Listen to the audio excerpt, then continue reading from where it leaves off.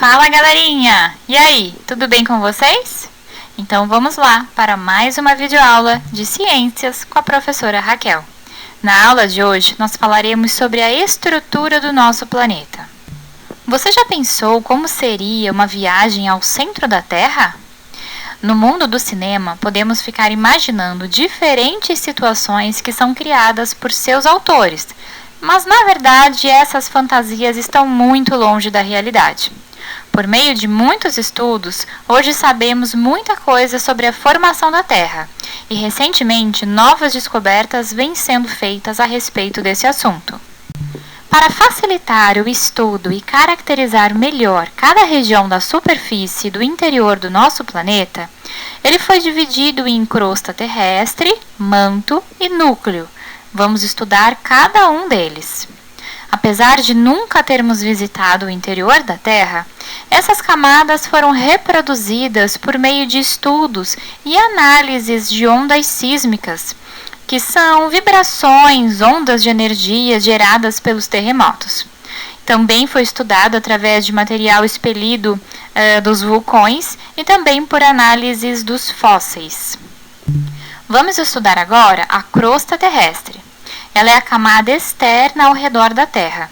É sólida e sua espessura varia entre 5 e 70 quilômetros. Ela pode ser dividida, observem a imagem, em crosta continental e crosta oceânica.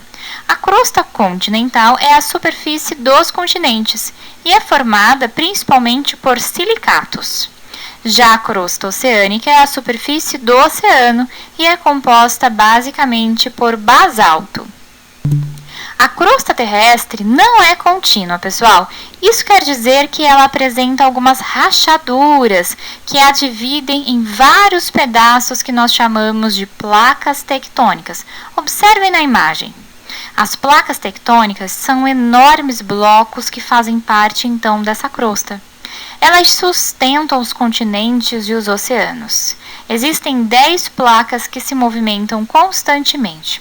Os terremotos são resultados desses movimentos. Na imagem a gente consegue perceber, essa linha preta são os limites das placas.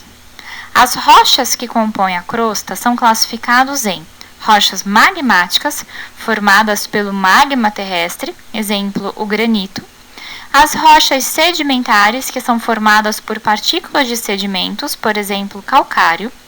E as rochas metamórficas, que são formadas pela transformação de alguns minerais, por exemplo, o mármore. Agora falaremos sobre o manto terrestre. É a segunda camada do planeta Terra. Sua temperatura pode atingir 2.000 graus Celsius.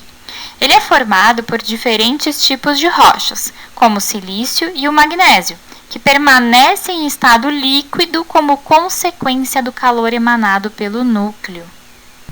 O manto terrestre ele é dividido em duas partes, o manto interno e o manto externo. O manto interno é aquela região mais próxima ao núcleo, e o manto externo ele fica mais afastado do núcleo e, por sua vez, mais perto da crosta terrestre. Um outro conceito importante para nós, pessoal, é a litosfera. Esse é o nome dado ao conjunto formado pela crosta e pela parte externa do manto. A composição do manto interno é mais líquida, pois as temperaturas lá são mais altas. As rochas, então, se tornam líquidas, isso nós chamamos de magma, devido a essa temperatura elevada. Agora nós falaremos sobre o núcleo do planeta Terra. Ele também é dividido em duas partes, em núcleo externo e no núcleo interno. As temperaturas nessa região variam entre 3.000 até 5.000 graus Celsius. Sua composição é basicamente ferro e níquel. O núcleo externo é líquido. Agora observem, o núcleo interno é sólido, pessoal, devido às altas pressões exercidas nessa região. Nós podemos dizer, então, que neste caso, a alta pressão faz com que haja uma mudança do estado físico dessas rochas, sendo, então, sólidos. Todo material que forma tanto o núcleo interno como o externo estão em constante movimentação, o que gera a energia elétrica responsável pelo magnetismo terrestre. O magnetismo é, então, o resultado da movimentação do núcleo terrestre, que apresenta uma parte sólida e uma parte líquida. Sendo assim, a Terra apresenta um campo magnético muito forte, comportando-se como um imenso imã. Pessoal, ficaremos por aqui. Até o próximo vídeo. Tchau!